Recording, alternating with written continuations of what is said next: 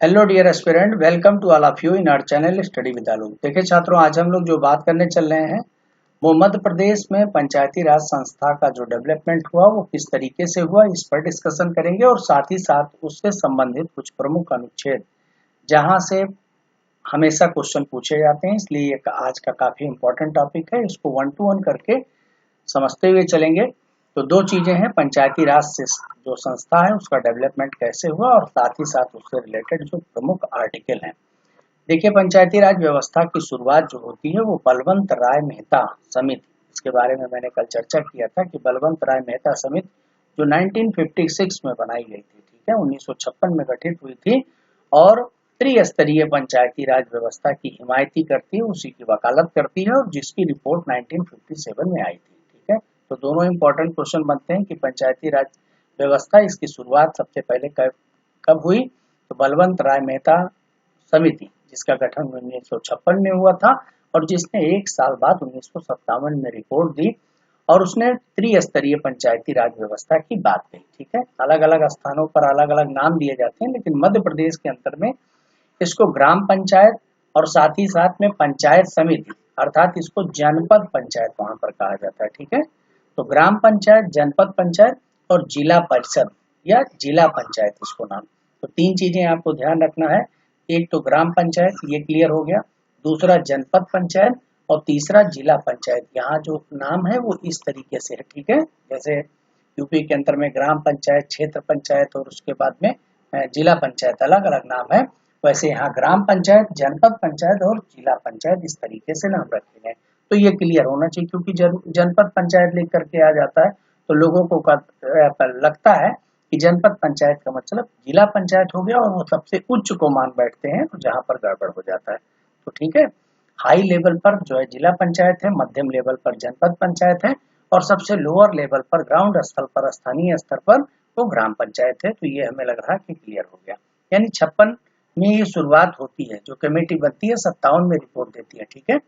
तो 57 में रिपोर्ट दिया और 57 के बाद 20 साल, सीधा सीधा आप इसको मान के चलिए कि जब 20 साल 57 में हो जाएंगे तब आपका 1977 हो जाएगा और तब आता है 20 साल बाद इस पर बात होती है और अशोक मेहता समिति आती है। क्लियर हो गया। तो 1957 ये आपको डेट याद रखना होगा, ठीक है।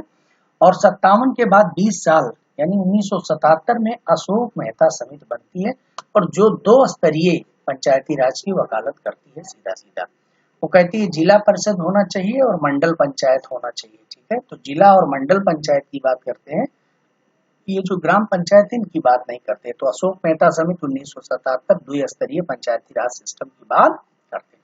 तो देखिए, जो चीजें हैं उनको आपको लर्न करते हैं, क्योंकि ये सब चीजें डेटेज पूछा जाता है, कभी कभी मैचिंग पूछ लेता है, एक तरफ समितियों के नाम और दूसरे तरफ उनके वर्ष दे दिए गए, ठीक है। या द्विस्तरीय पंचायती राज की वकालत या हिमायत किसने किया, ऐसा करके क्वेश्चन आ जाता है। तो 77 के बाद में यानी पहली बार तो 20 साल लग गया, लेकिन उसके बाद में फिर थोड़ा सा समय घटा, ठीक है। और उसके बाद में लगभग 8 साल का समय, 20 साल के बाद में 8 साल का समय और बीता, तो 1985 का समय आ गया, 1985। 1985 का समय जब आता है तो 1985 में क्या होता है, GV.K. राव, ठीक है। तो V.K. राव साहब समिति बनती है। तो सबसे पहले बलवंत, ठीक है, तो बलवंत के बाद में अशोक और उसके बाद में राव। आप इसी क्रम में लर्न कर लेंगे तो मतलब जो है ज्यादा अच्छा रहेगा। और लर्न करने का तरीका भी थोड़ा सा डेवलप करते हैं। देखिए, जब आप बलवंत शब्द को लिखते हैं तो उसमें 4 है, ठीक है, और जब आप अशोक को लिखते हैं तो उसमें 3 शब्द हैं और जब राव को लिखेंगे तो उसमें 2 शब्द हैं। तो 4 3 2 ये क्रम आपको याद रखना चाहिए। 20 साल 8 साल का गैप मैंने बता दिया, तो वो भी आपको लर्न करना आसान हो जाएगा। यानी 1957 में 20 जोड़ देंगे तो 1977 हो जाएगा और 1977 में 8 जोड़ देंगे तो 1985 हो जाएगा। तो राव समिति हो गई। तो राव समिति क्या करता है, वो आकर के 4 स्तरीय, ठीक है, 4 स्तरीय अनुशंसा की बात करने लगते हैं। तो आप इसको ध्यान रखिएगा कि शुरुआत कहाँ पर होती है, 3 स्तर, फिर वो एक स्तर बढ़ा देते हैं 4, और ये जो राव साहब आते हैं ये फिर से ये बलवंत राय साहब 3, अशोक साहब आते हैं, वो कहते नहीं ये घटा दो 2, और फिर राव साहब आते हैं तो वो कहते नहीं एक बढ़ा दो 4 कर दो।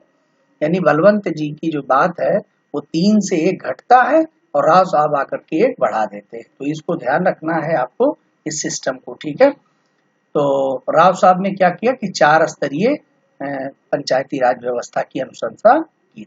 क्लियर हो गई बात। अब इसके बाद में एल एम सिंघवी समिति, काफी महत्वपूर्ण समिति थी, ठीक है। एल एम सिंघवी समिति, ये समिति क्या करती है 1986 में, जस्ट एक साल बाद तुरंत इसको अप्लाई। तो आपको याद रखना है कि 20 साल चला, फिर 8 साल चला, फिर एक ही साल बाद, मतलब थोड़ी सी जागरूकता बढ़ रही है। और ये ग्राम सभा के पुनर्जीवित और नियमित चुनाव की बात, कि ग्राम सभा पुनर्जीवित की जाए, लगातार इस पर नियमित चुनाव हो, तो एल एम सिंघवी की बात की गई। यानी जो पंचवर्षीय, कि हर प्रत्येक वर्ष में, प्रत्येक 5 वर्ष में नियमित रूप से इसका चुनाव होता रहे, ये एल एम सिंघवी की समिति कहती है। तो 1 साल यानी 20 साल, 8 साल, 1 साल, पुनः 2 साल बाद इस पर एक पी के थुंगन समिति बनती है।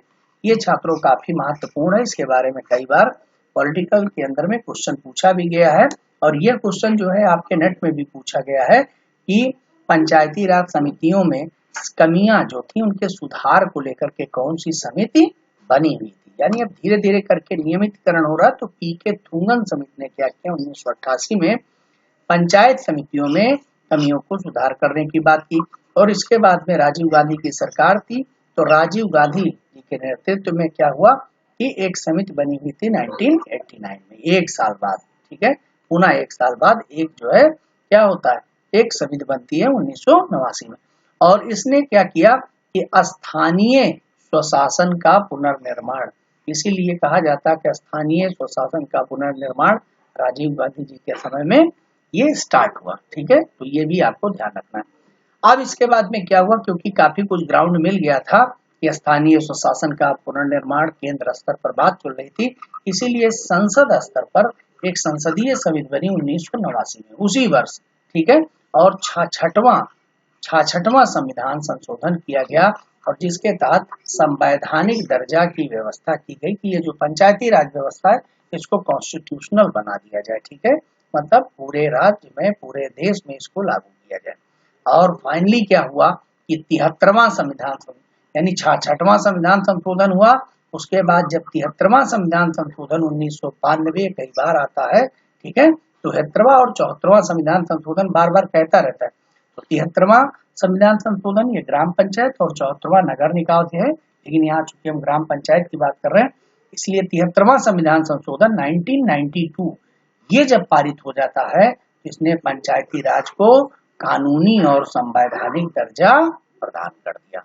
ये आपको ध्यान रखना है कि कानूनी और संवैधानिक दर्जा 73वें संविधान संशोधन के बाद में, संवैधानिक दर्जा की जो बात हिमायत की थी वो 66वां संविधान संशोधन 1989 में हुआ था। शुरुआत 1989 में 66वें संविधान संशोधन के तहत किया गया था, लेकिन 73वां संविधान संशोधन इसको कानूनी और संवैधानिक दर्जा प्रदान कर देता है, ठीक है।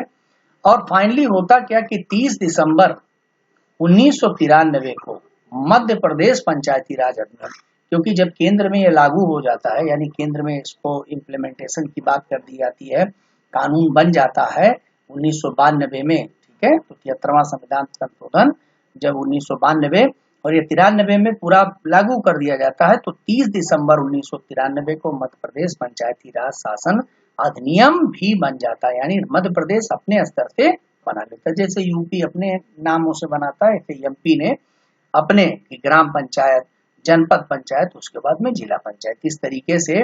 तो मध्य प्रदेश पंचायती राज अधिनियम कौन सा है, 1993 है। कब पारित हुआ था, 30 दिसंबर 1993, ये ध्यान रखना है। तो 30 दिसंबर 1993, ये 1992 नहीं याद रखना, मध्य प्रदेश पंचायती राज अधिनियम ये 1993 है। और लागू कब होता है छात्रों, ये 25 जनवरी, मतदाता दिवस जो 25 जनवरी को मनाया जाता है, वहीं से 25 जनवरी 1994 से मध्य प्रदेश में पूर्ण रूप से लागू हो गया, ठीक है। तो ये आपको ध्यान रखना है। और ये क्या हुआ कि देश का प्रथम ऐसा स्थान था, प्रथम राज्य ऐसा था जिसने अपने यहाँ संपूर्ण रूप से क्या किया, 1994 में पूर्ण रूप से पंचायती राज व्यवस्था शासन अधिनियम को लागू कर दिया, ठीक है। ये इतनी बात, ये थोड़ा सा संवैधानिक विकास था कि कैसे डेवलपमेंट होता है। अब हम लोग जो इसमें बात करेंगे वो पंचायती राज संबंधी प्रमुख कुछ अनुच्छेद हैं, जहां से मैंने बार बार कहा है कि ये क्वेश्चन आपके नेट पे परीक्षाओं में भी पूछे जाते हैं, अभी हायर में भी पूछा गया था और बहुत बच्चे बहुत सामान्य क्वेश्चन गलत करके चले आए। ठीक है, अगर इतना सामान्य क्वेश्चन अगर आप गलत करते हैं तो ये मान के चलिए कि आपका सिलेक्शन नहीं हो पाएगा। देखिए, जो टफ क्वेश्चन है वो गलत हो जाए वो एक अलग बात है, लेकिन ये सब सामान्य जानकारियां हैं जिनको आप हमेशा ग्राउंड लेवल से पढ़ते आ रहे हैं, और इसके बावजूद भी अगर आप रिवीजन के चक्कर में या नहीं पढ़ पाए हैं तो ये समस्या की विषय वस्तु हो जाएगी। इसलिए आप इन जनरल क्वेश्चनों को जो अनुच्छेद मैं यहाँ पर बताने जा रहा हूँ वो बार बार रिपीट करते हैं, इनको आपको लर्न करके रखना होगा। सबसे पहले अनुच्छेद 245, आर्टिकल 243 क्या करता है? पंचायती राज को ही डिफाइन करने का काम करता है, पंचायती राज को परिभाषित करता है। ठीक है, यानी पंचायती राज की स्थापना इस अनुच्छेद के तहत की गई, अनुच्छेद 243 याद रखना है। अब उसी में 243 ए बी सी डी ऐसे करके बना हुआ है। तो 243 ए ये ग्राम सभा की स्थापना की बात करता है। तो ठीक है, ये बहुत इंपॉर्टेंट है। ग्राम सभा क्या होती है कि जितने भी कोई भी ग्राम पंचायत बनी हुई है तो उस ग्राम सभा के अंदर में जितने वयस्क मताधिकार वोट वाले होते हैं वो सब जो है ग्राम सभा के मेंबर होते हैं। ठीक है, यानी ग्राम सभा के अंदर में कोई भी व्यक्ति ऐसा है जो 18 वर्ष की आयु पूरा कर चुका है तो वो ग्राम सभा का मेंबर बन जाता है अपने आप ऑटोमेटिकली। ठीक है, तो 243 से ग्राम सभा की स्थापना याद रखना है। 243 बी की बात करेंगे तो पंचायतों का गठन 3 स्तर पर, तो अभी मैंने बताया कि ग्राम, जनपद और जिला।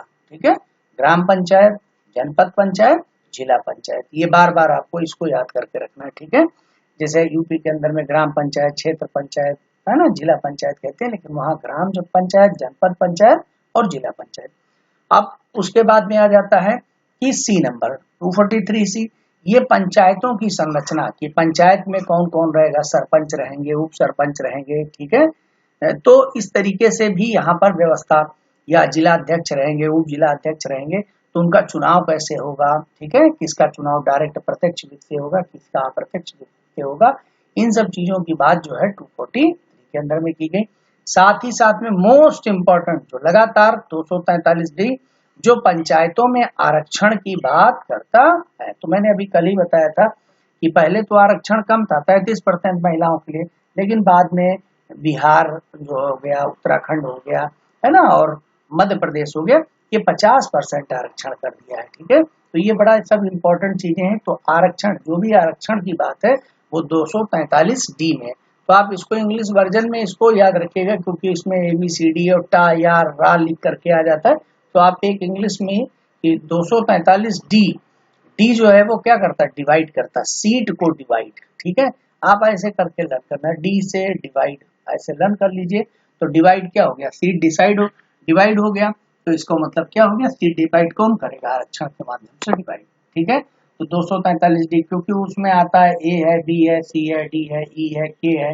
अब आप भूल रहे हैं कि सर के भी तो बहुत इंपॉर्टेंट था और बी भी बहुत इंपॉर्टेंट था, तो ये आरक्षण की बात कैसे, तो 243 डी फॉर डिवाइड, सीट का डिवाइड किसमें है, पंचायतों के आरक्षण की बात की गई है। ठीक है, ये इंपॉर्टेंट है, इसको लर्न।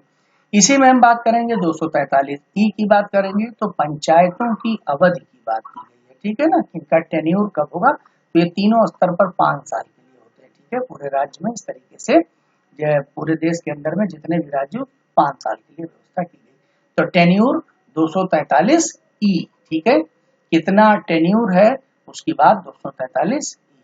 साथ ही साथ में 243 एफ की बात की जाएगी तो पंचायत सदस्यों की निर्भरताएं। ठीक है, क्या उनके पास में होना चाहिए, तो मुख्य एक जो सबसे बड़ी चीज है कि पंचायत में जब आप एक कह लीजिए कि बनना चाहते हैं, इसके पंचायत का कोई भी प्राधिकारी के रूप में चुनाव के लिए चुने जाने की जो वो 21 वर्ष केवल एज है। ठीक है, जैसे विधानसभा का चुनाव हो गया, लोकसभा का चुनाव है तो वहां पर 25 वर्ष, लेकिन यहाँ पर जो है कंटेस्टेंट बनने के लिए केवल 21 वर्ष होना चाहिए। ठीक है, तो ये आपको इम्पोर्टेंट है। और 243 जी यहाँ पर पंचायतों की शक्तियों की क्या क्या इसके अधिकार के अंतर्गत आता है। साथ ही 243 ये जो मेले में चुंगी और तमाम प्रकार से चुंगी और टैक्स जो लिए जाते हैं, यानी करारोपण की शक्ति की पंचायत क्या कर सकती है, अपने कर की व्यवस्था विभिन्न प्रकार से जो लोकल बाजार है, जो स्थान है, वहां से टैक्स लेकर के कर सकती है। तो 243H यानी हाथ से कर वसूली, पर कर वसूली हाथों हाथ पैसा लिया जाता, तो यच पार हाथ से पैसा कर वसूली, इसको याद रखिएगा, ये भी इम्पोर्टेंट है। तो 243H आपको लर्न करके रखना है।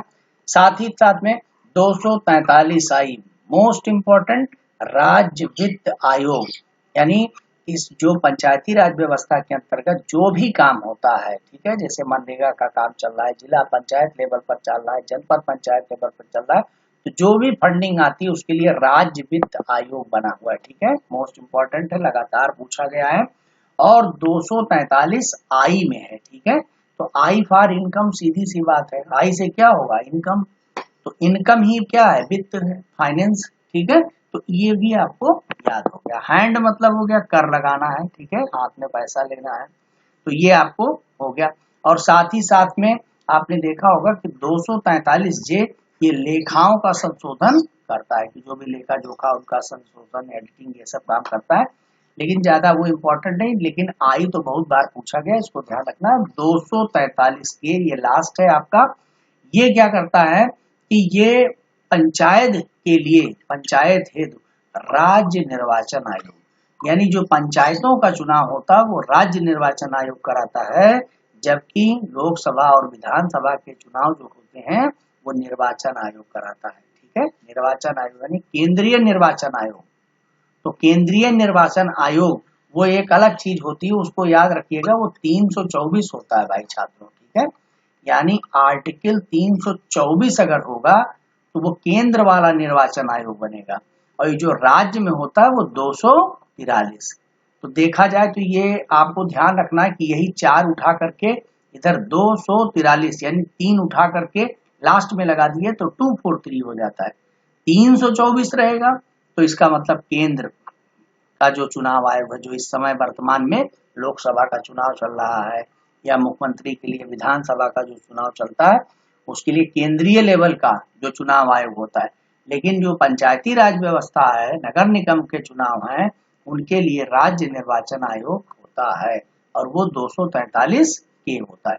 तो 324 और 243 को दोनों को अगर लिख करके अगर आप देखेंगे, तो जैसे मान लीजिए 324 लिखा है केंद्र वाला, तो इसी में क्या करना, 3 को सबसे लास्ट में कर दिए तो 24 है, 3 सबसे लास्ट में हो गया तो 243 हो गया, तो 243K, ठीक है। कौन करता, के माने कौन, कौन चुनाव करता है, तो कौन निर्वाचन करेगा, इसका निर्वाचन कौन करेगा, वहां राज्य वाला या केंद्र वाला, तो ये कौन पूछे, तो जैसे ही कौन पूछेंगे तो 243 हो जाएगा, के से कौन, तो वहां पर निर्वाचन आयोग अर्थात राज्य निर्वाचन, जिसका गठन एमपी के अंदर में 15 फरवरी 1994 को किया गया था, ठीक है। तो इतनी बातें क्लियर हो गई। अब हम लोग जो ये 3 स्तर के लेवल दिए गए हैं पंचायतों के, इन तीनों स्तरों पर भी हम लोग छोटी छोटी चीजें चर्चा कर लेते हैं जो बहुत इंपॉर्टेंट है, पूछी गई है। क्या है, सबसे उच्च स्तर पर क्या होता है, जिला पंचायत होता है, ठीक है, जो पंचायती राज सिस्टम है, स्थानीय व्यवस्था है, उसमें उच्च लेवल पर जो है वो जिला पंचायत है। जिला पंचायत कहाँ बनेगा, ऐसा क्षेत्र जहाँ 50,000 से अधिक आबादी वाला क्षेत्र हो। याद रखिए कि जहाँ भी 50,000 से अधिक आबादी है वहीं पर हम जिला पंचायत की स्थापना कर पाएंगे। और इसमें होता क्या कि जिला पंचायत सदस्यों का निर्वाचन, ठीक है, जो जिला पंचायत सदस्य होते हैं उनका हम निर्वाचन, तो वो क्या है, वो 10 से लेकर के 35, जैसा क्षेत्र है, 50,000 है तो 10 ही हो जाएगा, ठीक है, लेकिन अगर यह संख्या धीरे धीरे करके बढ़ जाती है तो 10 से लेकर के 35 तक जो है जिला पंचायत सदस्य हो सकते हैं। और इनका चुनाव कैसे होता है, सीधा प्रत्यक्ष रीत से, डायरेक्ट जनता इनके नाम से चुनाव करती है, ठीक है, तो ये क्लियर हो गया। लेकिन कुछ पदेन अधिकारी भी जब इसमें चुन करके आ जाते हैं, लेकिन जो ये तो चुन करके यानी जिला पंचायत सदस्य बन जाते हैं, लेकिन कुछ पदेन अधिकारी हैं जो ऑलरेडी इसमें जब भी मीटिंग होती है उसमें बैठे रहते हैं। एक तो डीएम, जो डिस्ट्रिक्ट कलेक्टर होता है, डीएम डिस्ट्रिक्ट मजिस्ट्रेट या डिस्ट्रिक्ट कलेक्टर, वो तो अपने आप पदेन अधिकारी, विधायक वहां का हो गया, सांसद हो गया, ये सब ऑटोमेटिकली जो है वो पदेन अधिकारी के रूप में होते हैं। लेकिन एक चीज यहाँ पर बहुत इंपॉर्टेंट है कि यहाँ पर जो सदस्य चुन करके आए हुए हैं जिला पंचायत, वहां पर इस एक अध्यक्ष और एक उपाध्यक्ष का भी चुनाव वहां पर होता है। लेकिन जो अध्यक्ष और उपाध्यक्ष का चुनाव होता है भाई छात्रों, वो प्रत्यक्ष विधि से नहीं होता, अर्थात जनता सीधे नहीं चुन पाती है। सारे वही जो चुने रहते हैं, जितने भी जिला पंचायत सदस्य चुने गए हैं, वही सदस्य यानी 10 से 35 लोग जो चुने गए हैं, वही लोग आपस में किसी एक को अध्यक्ष और किसी एक को उपाध्यक्ष बहुमत के आधार पर बना लेते हैं। यानी अप्रत्यक्ष रीति से, याद रखिएगा कि अध्यक्ष और उपाध्यक्ष का चुनाव क्या होता है, वो अप्रत्यक्ष रीति से होता है, जबकि जिला पंचायत के सदस्यों का चुनाव जो है वो प्रत्यक्ष रीति से होता है। प्रत्यक्ष माने सीधे जनता, अप्रत्यक्ष मतलब हो गया जो लोग चुने हैं वही लोग आपस में, जो उसमें वरिष्ठ हो श्रेष्ठ हो, उसको जो है अध्यक्ष या उपाध्यक्ष बना दे। क्लियर हो गई बात। अब जब हम जिला लेवल पर कोई डेवलपमेंट विकास का कोई भी काम करेंगे, तो जो प्रशासनिक प्रमुख होता है वो सीईओ होता है, चीफ एग्जीक्यूटिव ऑफिसर, ठीक है, मुख्य कार्यपालक अधिकारी। कभी कभी उसको सीडीओ को बना दिया जाता है, ठीक है। जो सीडीओ होता है चीफ डेवलपमेंट अधिकारी, उसी को जो है मुख्य कार्यपालक अधिकारी भी, और कहीं कहीं कुछ जिलों में जो है डीएम भी जो है इसका प्रमुख हो जाता है, ठीक। तो सीईओ मेन मुख्य रूप से जब क्वेश्चन पूछा जाता है तो मुख्य कार्यपालक अधिकारी, ये जो है प्रशासनिक प्रमुख होता है जिला पंचायत का, ठीक है। जबकि राजनीतिक प्रमुख जो है वही जिला पंचायत अध्यक्ष, ठीक है, अर्थात जो जिला पंचायत सदस्यों से चुन करके जो श्रेष्ठ होता है उसमें, उसको जिला पंचायत अध्यक्ष, ठीक है। अब उसके बाद हम मध्यम स्तर की बात कर लें भाई, तो मध्यम स्तर पर आएंगे तो यहाँ पर जनपद पंचायत आ जाएगी, अर्थात वो मध्य स्तर आ जाएगा। और मध्य स्तर का मतलब हो गया कि जहां पर 5,000 से 50,000 की आबादी वाला क्षेत्र हो, ठीक है, तो मध्य स्तर। तो उच्च स्तर मतलब 50,000 से ज्यादा आबादी हो, और मध्य स्तर मतलब 5,000 कम से कम हो, और उसके बाद में 50,000। यानी टाउन एरिया जो डेवलप जहां पर होते हैं, वहां पर देखते नहीं लिखा रहता है नगर पंचायत, तो नगर पंचायत या उसको जनपद पंचायत कहते हैं। तो एमपी के अंदर में उसको जनपद पंचायत कहते हैं, और जो उच्च लेवल पे होता है उसको जिला पंचायत कहते हैं। इसको ध्यान रखिएगा, बार बार थोड़ा सा कंफ्यूजन वाला शब्द है। यहाँ भी प्रत्यक्ष रीत से चुनाव होता है, यानी जो जनपद पंचायत में लोग हैं वो प्रत्यक्ष रूप से चुन करके प्रतिनिधि आते हैं, ठीक है, जो भी हैं। लेकिन उनके भी अध्यक्ष और उपाध्यक्ष को जब चुनना होगा, तो जो भी वहां जनपद पंचायत के सदस्य होते हैं, वही लोग आपस में मिल करके अप्रत्यक्ष रीत से क्या करते हैं, वो एक अध्यक्ष और उपाध्यक्ष के चुनाव कर लेते हैं। तो जहां 5,000 से 50,000 आबादी है, इसका मतलब हो गया कि वो अलग अलग वार्ड हो जाते हैं, ठीक है। एक जनपद पंचायत में क्या होता है, 10 से लेकर 15 वार्ड हो जाते हैं, इसीलिए 10 से 15 पंचायत अधिकारी भी बन जाते हैं। और वही 10 से 25 लोग जो होते हैं, वही मिल करके अपने और अध्यक्ष और उपाध्यक्ष का अप्रत्यक्ष रूप से चुनाव करते हैं, जबकि जनता जो इसके सदस्यों का प्रत्यक्ष रूप से चुनाव करती है। तो ठीक है, ये बात क्लियर हो गई। मध्य स्तर पर भी जान गए, जिला स्तर पर भी जान गए, दोनों स्तर पर जान गए। बाकी सबको डायरेक्ट चुना जाएगा, लेकिन अध्यक्ष उपाध्यक्ष को अप्रत्यक्ष रूप से वही जो लोग चुने हैं उन्हीं में से एक बन जाएगा। और सेम उसी तरीके से कि प्रशासनिक प्रमुख सीईओ होता है, ठीक है, लेकिन जो राजनीतिक प्रमुख यहाँ पर होता है वो जनपद अध्यक्ष होता है। यही जो जनपद में चुने गए वो जो है अध्यक्ष ये होता है। अब हम लोग सबसे निम्न स्तर पर आ जाए, जिसको हम कहते हैं ग्राम, ठीक है। तो ग्राम कहाँ पर, मतलब ग्राम पंचायत कहाँ बने, जहां कम से कम 1,000 से 5,000 के मध्य अगर आबादी हो तभी बने। यानी 1,000 से नीचे रहता है तो छोटा मोटा मौजा रहता है। अब वो सब मिल करके जो छोटे छोटे गांव हैं वो सब मिल करके ग्राम पंचायत बनाते हैं। जब 1,000 जनसंख्या हो जाती है तो 1,000 से 5,000 के मध्य में है तो वो ग्राम पंचायत की स्थापना होगी। और ग्राम पंचायत को भी 10 से 15 वार्डों में अलग अलग उसके वार्ड में डिवाइड कर देते हैं, ठीक है। अब यहाँ पर भी जो प्रशासनिक प्रमुख होता है वो ग्राम सचिव होता है। तो ये भैया बहुत इंपॉर्टेंट है, वहां सब तो सीईओ हो रहे थे, लेकिन ये जो ग्राम पंचायत है वहां पर जो प्रशासनिक प्रमुख है वो ग्राम सचिवालय, देखिए प्रत्येक ग्राम में एक ग्राम सचिवालय, एक आंगनबाड़ी और प्राइमरी का विद्यालय, ये सब बना रहता है। तो वही जो ग्राम सचिव, सचिवालय में ग्राम सचिव होता है, वही क्या है, वो प्रशासनिक प्रमुख है, इसका ग्राम पंचायत का। जबकि वहीं पर अगर हम बात करें राजनीतिक जो प्रमुख होता है वो सरपंच जी होते हैं, अर्थात प्रधान मुखिया, ठीक है। अब वहां पर सरपंच कहा जाता है इसलिए मैंने सरपंच लिखा हुआ है, ठीक है। और सरपंच का चुनाव डायरेक्ट, अभी तक आप देख रहे थे कि जो ऊपर के दोनों हैं यानी जिला पंचायत और जनपद पंचायत, वहां पर जो अध्यक्ष होता है वो अप्रत्यक्ष रूप से चुना जा रहा है, लेकिन ये जो एकदम ग्राउंड लेवल पर है ग्राम पंचायत, और उसमें जो सरपंच है, मुखिया है, प्रधान है, वो डायरेक्ट प्रत्यक्ष निर्वाचन, अर्थात जनता डायरेक्ट चुनती है, तो प्रधानी का एक वोट एकदम डायरेक्ट पड़ता है, और साथ ही साथ में अन्य जो मेंबर पंची होते हैं, अन्य जो पंच के लिए भी चुनाव होता है। तो पंच जो सरपंच है वो डायरेक्ट प्रत्यक्ष द्वारा, जबकि उप सरपंच की ना रहे, अगर सरपंच कोई बात रहे तो उप सरपंच का, तो यह अप्रत्यक्ष निर्वाचन विधि होता है। तो याद रखिएगा कि मेन सरपंच ही, जैसे उत्तर प्रदेश में केवल सरपंच है, उप सरपंच का कॉन्सेप्ट ही नहीं है, लेकिन वहां पर क्या है कि उप सरपंच भी मध्य प्रदेश के अंदर में, तो उप सरपंच का चुनाव अप्रत्यक्ष रूप से होगा, अर्थात वही जो पंच चुने जाएंगे वही सब पंच मिलकर के उनको चुनेंगे। अब हम लोग कार्यकाल की बात कर लें तो कार्यकाल उपरोक्त तो सभी का, चाहे वो ग्राम पंचायत हो, चाहे वो जनपद पंचायत हो, चाहे जिला पंचायत हो, 5 साल के लिए होता है, ठीक है। और वर्तमान में अगर हम लोग बात करें तो मध्य प्रदेश के अंदर में 23,922 ग्राम पंचायतें हैं। तो ये थोड़ा सा आपको याद रखना पड़ेगा कि ग्राम पंचायतें कितनी है, 23,922, ठीक है। और 26 जनवरी 2001 का जब वो समय था, उसी समय से ग्राम स्वराज योजना, मध्य प्रदेश के अंदर में ग्राम स्वराज योजना भी लागू है। साथ ही साथ में राइट टू रिकॉल भी है, मैंने कल आप लोगों को बताया भी था, ठीक है। तो राइट टू रिकॉल पल्लविका जी को सबसे पहले उसके तहत बाहर किया गया था, तो राइट टू रिकॉल का कॉन्सेप्ट भी मध्य प्रदेश के अंदर में। तो मध्य प्रदेश देख लीजिए कि कितना लोकतांत्रिक और कितना सिस्टमेटिक राज्य में है। इस तरीके से छात्रों यहाँ पर हमारा प्रोग्राम समाप्त होता है। अगले लेक्चर में पुनः मिलेंगे और मैं आशा है कि आपसे यहाँ से बहुत सारे क्वेश्चन मिलेंगे, और साथ ही साथ हम इनको अपने टेस्ट पेपर में, आगामी टेस्ट पेपर में इन सभी क्वेश्चनों को जो भी बन सकते हैं उनको लगाएंगे, और आप उनको टेस्ट में सही करने की कोशिश करिए। इस तरीके से प्रैक्टिस जारी रखिए। ऑल द बेस्ट, जय हिंद, मिलते हैं नए लेक्चर में।